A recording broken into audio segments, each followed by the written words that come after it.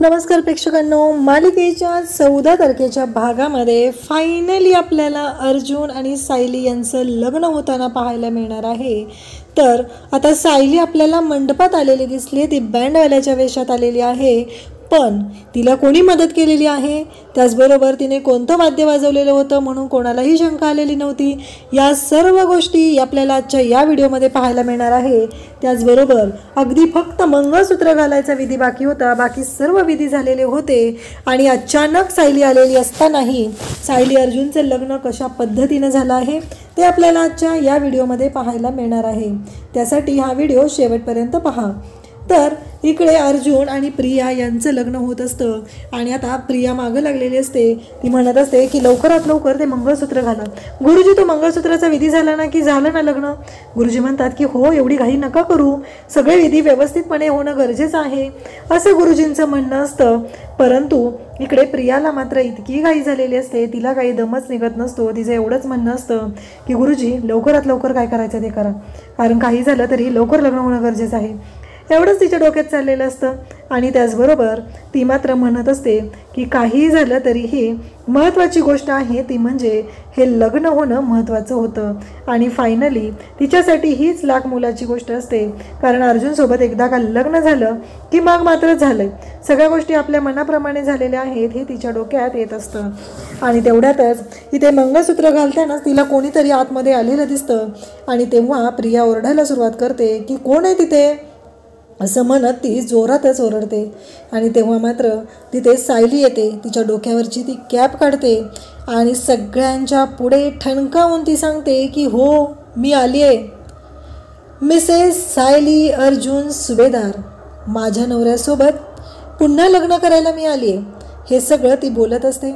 आणि तेव्हा मात्र इथे खूप मोठा धक्का बसतो तो सगळ्यांना। अर्जुनच्या हातात मंगळसूत्र असतं, त्या मंगळसूत्राच्या बरोबर समोर सायलीचा चेहरा असतो, म्हणजे अर्जुन ते मंगळसूत्र सायलीला घालणार या पोझिशनमध्ये तो मंगळसूत्र घेऊन तिथं असतो। आणि मग सायली सगळ्यांना सांगू लागते की हो, कारण काही झालं तरीही मी आलेली आहे आणि हे सगळं जे काय आहे ते मी तुम्हाला सगळ्यांना सांगणार आहे, कारण काही असलं तरीही अर्जुन सर हे माझे पती आहेत, मी त्यांची बायको आहे, कायद्याने मी त्यांची बायको आहे आणि आता मी पुन्हा लग्न करायला आलेले आहे, त्यामुळं अर्जुन सरांसोबत माझंच लग्न होणार आहे। सायलीचा जो कॉन्फिडन्स असतो ना तो नाद खुळा असतो, म्हणजे विचारच करू शकत नाही आहे की सायलीमध्ये एवढा कॉन्फिडन्स आला कुठून, कारण सायली जे बोलत असते, जे वागत असते ते इतकं जबरदस्त असतं ना, विचारच करू शकत नाही की सायली काय बोलत आहे आणि कशा पद्धतीनं बोलत आहे। परंतु इकडे आतमध्ये बसलेली असते ती म्हणजे प्रतिमाच्या डोळ्यासमोरून इकडे अर्जुनचा चेहरा जात नसतो, त्याचबरोबर तिला सायलीचाही चेहरा आठवत असतो, तिला खूप वाईट वाटत असतं, तिला कळत नसतं की काय करू मी नक्की, कशा पद्धतीने गोष्टी हँडल करू, कारण काही झालं तरी मला अर्जुनच्या चेहऱ्यावरती तो आनंद दिसत नाही आहे, अर्जुनकडे पाहून मला दिसत नाही आहे की तो खुश आहे, मग मी कसं मान्य करू की अर्जुन खुश आहे, एवढंच तिच्या डोक्यात सुरू झालेलं असतं। आणि ती मात्र म्हणत असते की नाही, काही झालं तरीही मला आता काहीतरी करावं लागणार आहे, हे सगळं तिच्या डोक्यात सुरू झालेलं असतं। ती मात्र विचार करत असते, ती म्हणत असते की मला काहीतरी केलं पाहिजे आणि तेवढ्यातच तिच्या कानावरती सायलीचा आवाज पडतो आणि प्रतिमा धावतच बाहेर येते, सायली आली आहे, सायली आली आहे हे तिच्या लक्षात येतं। आणि इकडे अर्जुन तर सायलीला बघून खुश झालेला असतो, इतक्या वेळ रडवेला असलेला अर्जुनचा चेहरा अगदी हसलेला असतो, तो खुश झालेला असतो आणि सायलीकडे तो पाहतच राहतो। फायनली सायली आलेली आहे आणि सायली काय जादू करणार असते हे फक्त आणि फक्त हे सायलीलाच माहिती असतं। आणि आता प्रतिमा तिथं आलेली असते आणि प्रतिमा पाहते, तिलाही धक्का बसतो, कारण इतके दिवस झालं आपण सगळेजण म्हणायचो की अर्जुन आणि सायली कशा पद्धतीने एकत्र येतील, कशा पद्धतीने त्यांचं लग्न होईल।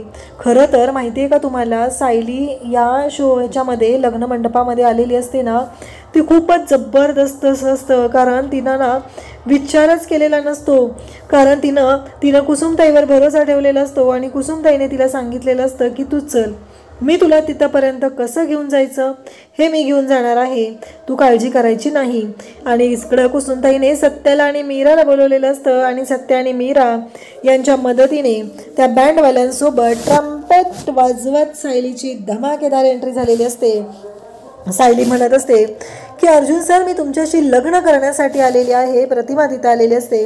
प्रतिमाच्या लक्षात येतं की एवढी सिक्युरिटी ठेवलेली, एवढं सगळं केलेलं होतं, पण तरीही आज इकडे सायली आलेली आहे. आणि त्याचबरोबर इकडे आपल्याला पाहायला मिळतं की सायली तर आलेली आहे. मग आता प्रतिमा म्हणते की आता मला सायलीची मदत करणं गरजेचं आहे. आणि त्याचबरोबर प्रतिमा बोलत असते आणि सायली मात्र तिथं असते. आता सायली म्हणत असते की अर्जुन सर, मला तुम्हाला प्रश्न विचारायचा आहे. आता शेवटचा विधी चालू आहे, तो म्हणजे मंगळसूत्राचा. एकदा का तुम्ही प्रियाच्या गळ्यात मंगळसूत्र घातलं की तुमचं आणि तिचं लग्न झालं. अगदी ब्रेवा ब्राह्मणांच्या साक्षीने, आपल्या आईवडिलांच्या साक्षीने हे लग्न होत आहे. मला तुम्हाला फक्त एकच प्रश्न विचारायचा आहे की अर्जुन सर, तुम्ही या लग्नासाठी मनापासून तयार आहात का? प्रिया म्हणत असते की आत्ताच्या ताईला बाहेर काढा, हिला मी बोलू देणार नाही. आत्ताच्या ताईला बाहेर काढा, ही कशी आलेली आहे, सिक्युरिटी सिक्युरिटी असं म्हणत ती ओरडू लागते. आणि तेव्हा सायली म्हणत असते, बासा प्रिया, बास झालं. माझ्या नवऱ्याला फसवून त्याला त्याच्या मनाची इच्छा नसताना जो काही तू गोंधळ घातलेला आहे तो मला सगळा माहिती आहे. कारण त्या दिवशी पूर्णाजींच्या हातावरती अर्जुन सरांनी हात ठेवलेला नव्हता, तर तिथं गोंधळ घातलेला होता तो तू घातलेला होता. त्या लग्नामध्ये जो काही गोंधळ घालत होतीस ती तू घालत होतीस. त्यामुळं एवढं लक्षात ठेव, काहीही झालं तरी हे सगळं फक्त आणि फक्त तुझ्यामुळं झालेलं आहे. या सगळ्याला जबाबदार फक्त तू आहेस, एवढं लक्षात ठेव. कारण काही झालं तरीही अर्जुन सरांचा हात पूर्णाजींच्या हातावरती वचन देण्यासाठी तू ठेवलेला आहे. ही गोष्ट आम्हाला सगळ्यांना माहिती आहे, कारण हे सगळ्यांनी बघितलेलं होतं. अर्जुन सरांनी स्वतःहून तो हात ठेवलेला नव्हता. हे जेव्हा सायली बोलत असते तेव्हा मात्र तिथे पूर्णाजी सर्वजण असतात. सर्वांच्या लक्षात येतं की हो, त्या दिवशी दादाची रिॲक्शन वेगळीच होती. अर्जुन म्हणत असतो की मी पूर्णाजीला वचन दिलेलं आहे सायली, त्यामुळं मी हे लग्न थांबवू शकत नाही.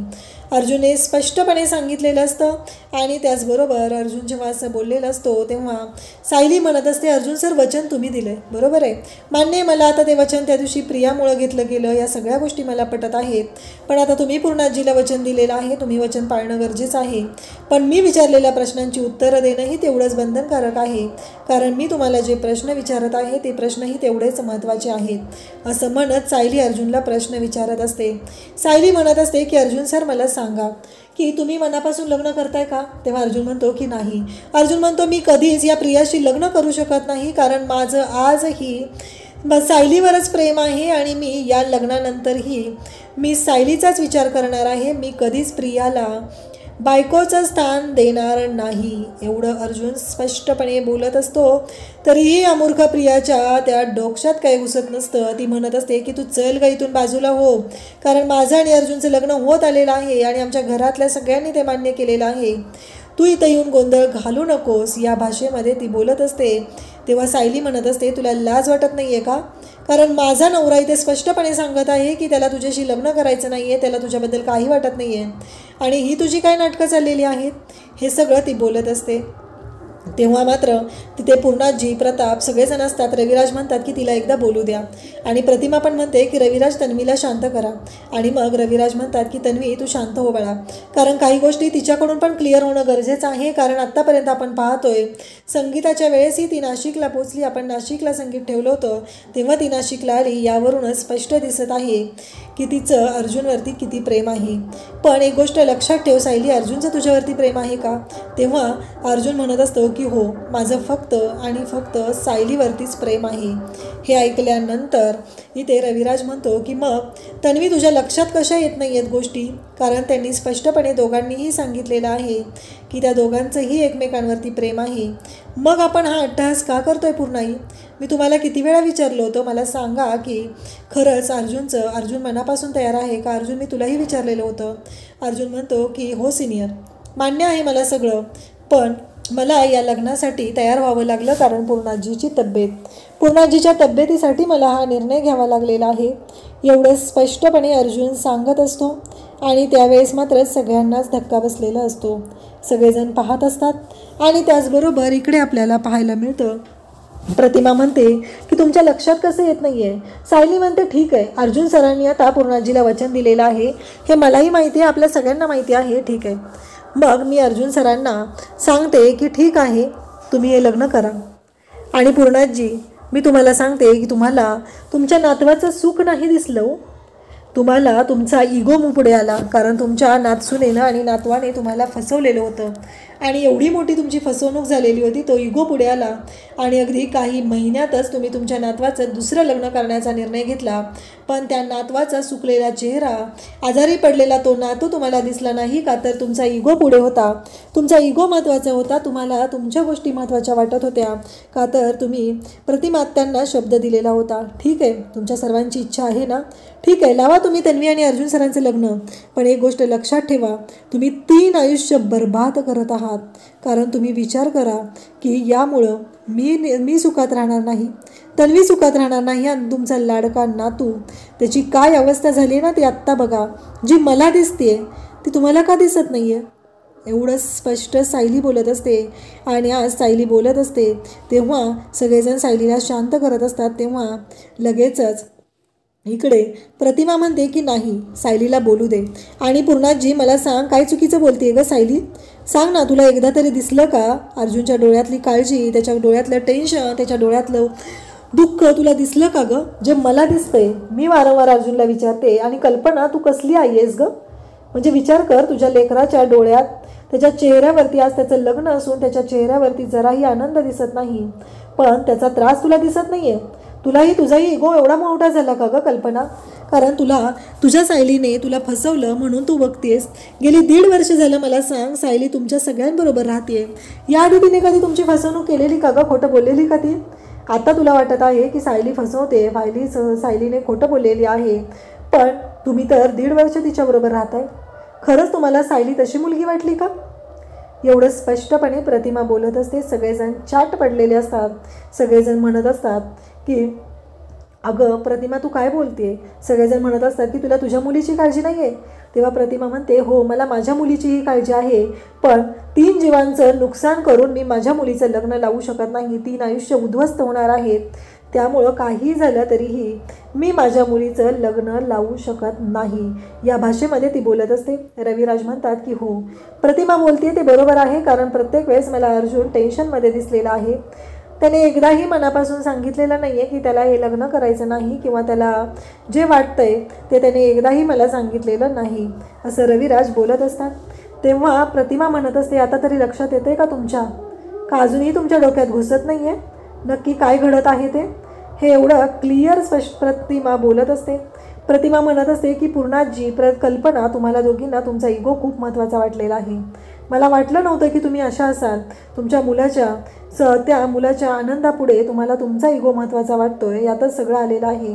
पण माझी मुलगी, मान्य, मला ती माझी मुलगी आहे, ती जीवापाड अर्जुनवर प्रेम करते, या सर्व गोष्टी मला माहिती आहेत. पण जर माझी मुलगी अर्जुनबरोबर सुखातच राहणार नसेल तर मी का लग्न लावून देवे. एवढं स्पष्टपणे प्रतिमा बोलत असते. प्रतिमा म्हणत असते की काहीही झालं तरीही मला एक गोष्ट महत्त्वाची आहे, ती म्हणजे माझी मुलगी सुखात असली पाहिजे. आणि प्रतिमा म्हणते की पूर्णाजी, आज मी तुला सांगते की आज तुझा निर्णय चुकलेला आहे.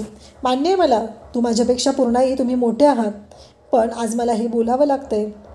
त्याचं कारणही तेच आहे, कारण तुम्ही सायलीचा आणि अर्जुनचा मनाचा विचार केलेला नाही. तुम्ही फक्त तुमचा विचार केलेला आहे. तुम्हाला सायलीने त्रास दिलेला दिसला म्हणून तुम्ही सायलीशी अशा पद्धतीनं वागलेल्या आहात, पण पूर्णही तुम्ही चुकलेले आहात. अर्जुनचं दुःख तुम्हाला दिसत नाही आहे, तुम्हाला फक्त दिसतो तो स्वार्थ. आणि मी तुम्हाला बोलते त्याबद्दल मी आधी तुमची माफी मागते. रविराज म्हणत असतो की अगं प्रतिमा, किती बोलतेस तू, नको बोलू, पूर्णाईंना नको बोलू हे सगळं. तेव्हा पूर्णाई म्हणत असते की नाही, आज ती बरोबर बोलते, बरोबर आहे, माझं चुकलेलं आहे, मी अशा पद्धतीनं वागायला नको होतं. मान्य, मला सायलीला आणि अर्जुनला एक संधी द्यायला पाहिजे होती, पण मी चुकलेली आहे. त्याचबरोबर कल्पनाच्या डोळ्यातूनही पाणी वाहत असतं. कल्पना म्हणत असते की खरंच मी चुकले. मला ना सायलीनं दिलेला त्रास किंवा सायलीनं फसवलेलं आहे हे दिसत होतं, म्हणून हे सगळं झालेलं आहे, असं कल्पना स्वतः मान्य करते. आणि तिथेच प्रिया संपलेली असते.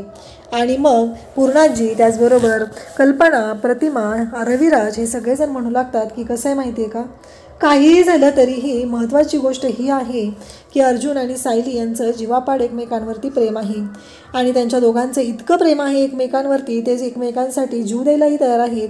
आत्ताही सायलीने आपल्याला स्पष्टपणे सांगितलं की ती सोडून जायला तयार आहे, अर्जुनला ती सोडायला तयार आहे हे तिने स्पष्टपणे सांगितलं।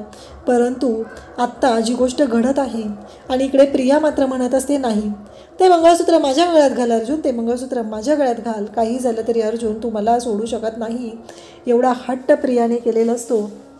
आणि सगळ्यांनाच खूप मोठा धक्का बसत असतो। सगळेजण म्हणत असतात तेव्हा प्रतिमा पुढे जाते आणि प्रियाच्या हातातून ते मंगळसूत्र खेचून देते आणि म्हणते की बस झालं प्रिया, बस झालं तन्वी, आत्तापर्यंत मी खूप ऐकलेलं आहे पण आता नाही, शांतपणे ऐक आणि समजून घे गोष्टी, तुझ्या लक्षात येत नाही आहे काय झालेलं आहे ते, कारण काहीही झालेलं असलं तरीही तू चुकलेली आहे ही गोष्ट मान्य कर, कारण आत्तापर्यंत जे घडत होतं ते विचित्र होतं, कारण आम्हाला सगळ्यांना वाटत होतं की अर्जुन मनापासून तयार होत आहे, पण नाही, आज तू चुकतेस असं म्हणत इकडे प्रतिमा तिला समजवत असते, सायली एवढं सहजासहजी नाही होऊ शकत हे, प्रिया एवढं सहजासहजी नाही होऊ शकत हे, आणि त्याचबरोबर हे सगळं बोलणं सुरू असतं।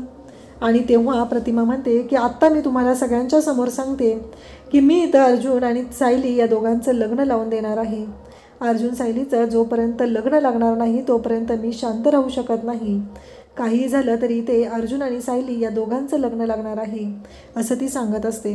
आणि इकडे सगळ्यांनाच खूप मोठा धक्का बसतो। कल्पना, प्रतिमा, त्याचबरोबर पूर्णाजी सगळेजण आता या लग्नासाठी सज्ज झालेले असतात। आणि मग तिथे सायली तर साडी नेसून आलेलीच असते। सायली आणि अर्जुन यांचे पुन्हा विधिव्रत लग्न होतं आणि मग सायलीचं कन्यादान करायला तिथे प्रतिमा झालेली असते, कारण मधुभाऊ आलेले नसतात आणि तेवढ्यात चैतन्याने जाऊन मधुभाऊंना आणलेलं असतं आणि मधुभाऊ त्याचबरोबर रविराज, प्रतिमा हे सगळेजण मिळून सायलीचं कन्यादान करतात, कारण सायलीचे आईवडील म्हणून प्रतिमा आणि त्याचबरोबर रविराजही आहेत। पण इकडे त्याचवेळी आलेले असतात ते म्हणजे मधुभाऊ, आणि मधुभाऊंनी हा जो क्षण आहे त्यांनी अर्जुनला माफ केलेलं असतं, सायलीला माफ केलेलं असतं आणि फायनली ते दोघंही तिथं पोहोचलेले असतात। तर अशा प्रकारे सायली आणि अर्जुनचं लग्न झालेलं असतं, पण प्रिया मात्र अगदी वेडीपिसी झालेली असते। आणि त्यानंतर लग्न झाल्यानंतर प्रिया नक्की काय गोंधळ घालणार आहे तो व्हिडिओ आपल्या चॅनलवरती ऑलरेडी अपलोड केलेला आहे, कारण लग्न झाल्यानंतर प्रिया ही सायलीला गोळी घालणार आहे, तिच्यावरती हल्ला करणार आहे, हे आपल्याला पाहायला मिळणार आहे। अशाच अपडेटसाठी चॅनलला सबस्क्राईब करा, व्हिडिओला लाईक करा। थँक्यू।